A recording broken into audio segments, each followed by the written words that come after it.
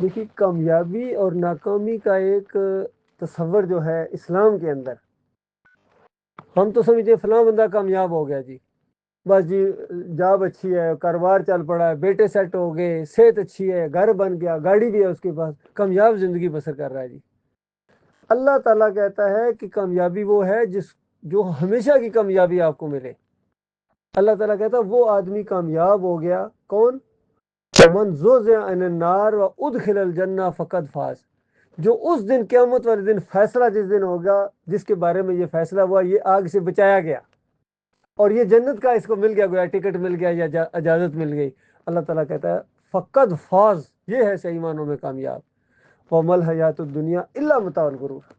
کہ دنیا کی زندگی ایک دھوکے کا سامان ہے، ایک آزمائش کی جگہ ہے، یہ ہمیشہ کے لیے نہیں ہے۔ اور اگر کوئی واقعی کامیاب ہونا چاہتا ہے، اس طرح کامیاب جس کو اللہ کامیاب کہتا ہے، تو یہ مہینہ تو اس کا بلکہ سمجھو جس طرح کہتے ہیں نا چند دنوں کے لیے آفر لگی ہوئی ہے، اس رمضان کے مہینے کے اندر تو کامیابی کی آفر لگی ہے اللہ کی طرف سے۔ یہ رمضان کا مہینہ خالص توبہ کر لے انسان، اور یقین کریں جب انسان توبہ کرتا ہے، سچی توبہ کرتا ہے، تو حدیث میں آتا ہے کہ وہ اس طرح ہو جاتا ہے جس طرح اس نے وہ گناہ کیا ہی نہیں۔ اللہ اتنا مہربان ہے۔ اور فرمایا من صام رمضان ایمان و احتساب غفر له ما تقدم من ذنبه، جس نے ایمان اور احتساب کی نیت سے رمضان کے روزے رکھے اس کے پچھلے تمام گناہ معاف کر دیے جاتے ہیں۔ من قام رمضان ایمان و احتساب، جو رمضان کے مہینے میں یعنی کھڑا ہوا ایکسٹرا عبادت کی، جس کو ہم تراویح بھی کہتے ہیں،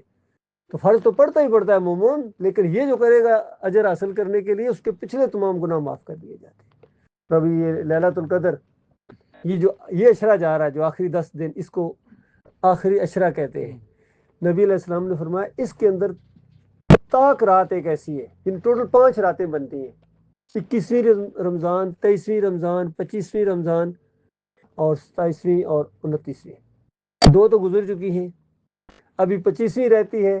27ویں رہتی ہے، 29ویں رہتی ہے، 3 راتیں بھی بتائیے 3، اور اس میں ایک رات کی عبادت جو ہے 1000 سال کی عبادت سے بہتر ہے۔ اندازہ کچھ لوگوں نے کیلکولیٹ کیا کہ 83-84 سال بنتے ہیں، اندازہ لگائیے، یعنی ایک بندے نے ایک رات میں اللہ کی عبادت کی تو 84 سال کی عبادت سے بہتر ہے۔ تو کیا تھوڑی سی ہمت کر کے نہیں کرنی چاہیے؟ اور ساتھ ہی خوشخبری سنائی کہ جو یہ کرے گا ایمان و احتساب، پھر وہی کڑی شرط لگائی، 2 شرطیں ہیں لازمی یقین کریں، اس کے علاوہ اللہ کوئی عمل قبول نہیں کرتا ہے، نہ نمازیں قبول ہوتی ہیں، نہ روزہ قبول ہوتا ہے، نہ عمرہ، نہ حج، کوئی عمل اللہ قبول نہیں کرتا ہے اگر یہ 2 چیزیں نہیں ہیں، ایمان و احتساب۔ پہلی بات کہ ایمان اس کا بالکل کھرا ہو، وہ اللہ کے علاوہ نہ کسی کو رکوع کرتا ہو، نہ سجدے کرتا ہو، نہ پکارے لگاتا ہو، نہ نیازیں دیتا ہو اللہ کے علاوہ، نہ واسطے، نہ وسیلے، سب شرک کا رد کر دے، وہ بالکل شعوری طور پر اس کے دل کی آواز ہو کے، اور اس سے پہلے کرتا رہا ہے تو توبہ کرے، معافی مانگے، بغیر معافی کے شرک کی معافی نہیں ہے جب تک توبہ نہ کرو سچی دل سے، یہ ایسی بیماری ہے یقین کرو۔ اور اگر شرک ایک رہ گیا آپ کے عمل کے اندر، ایک طرف ایک شرک ہے معمولی سا، اور اس کے علاوہ کوئی جتنا مرضی پہاڑوں جتنے اعمال کرو اس کا وہ بدل نہیں ہو سکتا ہے، وہ ایسی جس طرح دنیا میں آپ جانتے ہیں ماچس کی ایک تیلی پورے جنگل کو جلا سکتی ہے یا نہیں جلا سکتی؟ آگ لگا پورے جنگل کو ایک ماچس کی تیلی، اسی طرح ایک معمولی سا شرک پورے اعمال کو برباد کر دیتا ہے۔ میرے بھائیوں، پیارے بھائیوں، یاد دہانی ہوتی رہتی ہے، یہ بھی اللہ کا احسان ہے، بار بار بات کرنے کا موقع ملتا ہے، سننے کا موقع ملتا ہے، کیونکہ موت آ گئی تو پھر مسئلہ ختم ہو گیا، نہ کسی نے سننا نہ کسی نے سنانا ہے، پھر واپس نہیں آ سکتا انسان۔ اس لیے ابھی ہم اس جگہ ہے جہاں کتنے کروڑوں خربوں انسان چیخ چیخ کے اللہ کو کہہ رہے ہیں یا اللہ ہمیں واپس بھیج، اب ہم سیدھے ہو جائیں گے، لیکن وہ نہیں آ سکتے، ہم تو ادھر ہیں ابھی، اس لیے ہم ابھی سیدھے ہو جائیں، اپنا رخ اللہ کی طرف کر لیں، اپنا رخ اللہ کی طرف کریں۔ اور یہ جو دنیا میں عذاب آتے ہیں اللہ تعالیٰ کہتا ہے میں اس لیے لاتا ہوں لعلہم یرجعون، تاکہ میری طرف رخ کریں۔ ان کا رخ ابھی کسی کا مورتی کی طرف رخ ہے، کسی کا مزار کی طرف رخ ہے، کوئی پیر صاحب کی پنڈلیاں دبا رہا ہے، کوئی چادر چڑھانے جا رہا ہے، کوئی چادر چڑھا کے آ رہا ہے، کوئی 11ویں کھا رہا ہے، کوئی میلاد کھا رہا ہے، کوئی 10 محرم کی سبیلیں لگا رہا ہے۔ تو یہی شرک ہے نا، اور کس کو شرک کہتے ہیں؟ جو کچھ یہ انسان اللہ کے علاوہ کسی چیز سے کر رہے ہیں، یہ چیز تم اللہ کے ساتھ کرو، اپنے رب کے ساتھ کرو، بس سادہ سی بات ہے۔ جو رب کے ساتھ کرتا ہے وہ مومن ہے، جو رب کے علاوہ کسی اور کے ساتھ کرتا ہے یہ چیزیں، رکوع کرنا، پکارنا، نیازیں دینا، جھکنا، یہ اللہ کے علاوہ جو جس کے سامنے بھی کرتے ہو، اللہ اس کو شرک کہتا ہے، قرآن اس کو ایسے لوگوں کو مشرک کہتا ہے، اور بتایا کہ ان کی معافی نہیں ہے۔ مرنے کے ساتھ چاہے بڑا افسر ہے، جرنیل ہے، بادشاہ ہے، وزیر اعظم ہے، صدر ہے، بڑا کاروبار کا ہے، خوبصورت ہے، مرد ہے یا عورت ہے، مکی ہے یا مدنی ہے، یا بحرین کا رہنے والا ہے، یا فرانس کا رہنے والا ہے، یا امریکی ہے، اللہ کسی سے نہیں ڈرتا ہے، سارے اللہ کے یہ بندے ہیں، چاہے رشین ہے، چاہے چائنی ہے، چاہے سائنسدان ہے، چاہے انجینئر ہے، چاہے ڈاکٹر ہے، بس گیا، مارا گیا، شرک والا مارا گیا۔ اور اگر شرک نہیں ہے، آخری سانس آئی شرک یا مومن ہے، تو یقین کرو وہ دروازے کھلیں گے کامیابی کے، عزت کے، کہ فرشتے ایسے سلام کرنے، ایسے بڑے بڑے بادشاہوں کا استقبال ایسا نہیں ہوتا ہوگا دنیا میں، جیسا ایک عام مومن کا وہاں اس دنیا میں قدم رکھے گا تو ہوگا۔ یہ قرآن کا خلاصہ ہے، اور یہ جو کلمہ ہے یہ اسی چیز کو بیان کرتا ہے، لا الہ الا اللہ محمد رسول اللہ، اللہ کے علاوہ کوئی الہ نہیں ہے، کوئی بندگی کے لائق نہیں ہے، پکار کے لائق نہیں ہے۔ یہ جو پکاریں لگتی ہیں، یا علی مدد، یا رسول مدد، یا غوث مدد، یہی مشرکانہ پکارے ہیں، اسی سے قرآن روکتا ہے۔ جو رک گیا،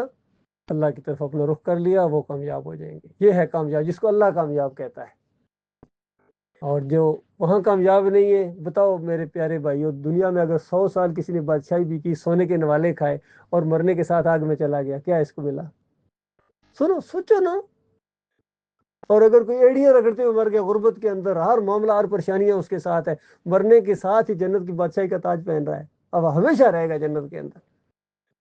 یہ دو انجام ہے، دو راستے یاد رکھو، ایک اللہ کا راستہ ہے، اور ایک یہ قبر پرستی کا راستہ، بت پرستی کا راستہ، پیر پرستی، وطن پرستی، جو بھی پرستش ہوتی ہے اللہ کے علاوہ جتنی، یہ دو راستے ہیں، ایک شیطانی راستہ ہے، ایک رحمانی راستہ ہے۔ اللہ کا راستہ اختیار کرو گے سیدھے جنت میں جاؤ گے، شرک کا جو بھی راستہ اختیار کرو گے، جو بھی شرک کے بے شمار راستے ہیں، اللہ کا ایک ہی راستہ ہے، شرک کے بے شمار راستے ہیں، بے شمار فرقے ہیں، مذہبی جماعتیں ہیں، کوئی بریلوی ہے، کوئی دیوبندی ہے، کوئی اہل حدیث ہے، کوئی سلفی ہے، کوئی حنبلی ہے، کوئی صوفی ہے، کوئی جمہوریت کا بھی ایک سسٹم ہے۔ جس بھی پگ ڈنڈی پر چلو گے راستے میں سیدھا جہنم کے اندر جاتا ہے۔ میں آپ کو قرآن اور حدیث کا نچوڑ بتا رہا ہوں، اللہ جانتا ہے یہی راستہ ہے۔ یہ بات سمجھ میں آ گئی، اللہ کا لاکھ لاکھ شکر ہے۔ اس پر جم جانا ہے۔ اصل مسئلہ یہ ہے، امتحان شروع ہی اس وقت ہوتا ہے کہ اب آپ کا امتحان ہوگا، اللہ آپ کو آزمائے گا کہ تم واقعی اللہ کے بندے ہو یا کسی اور کے بندے ہو۔ اگر کسی دل کے کونے خدرے میں بھی اللہ کے علاوہ کوئی ایسی چیز چھپی ہے، اللہ باہر لے آئے گا، وہ اللہ ہے۔ اور جو مخلص ہوتا ہے اللہ کے ساتھ، اللہ اس کو گمراہ نہیں ہونے دیتا ہے، وہ شیطان کے حوالے نہیں اللہ اس کو کرتا ہے۔ یہ بات ہے میرے پیارے بھائی۔ اس میں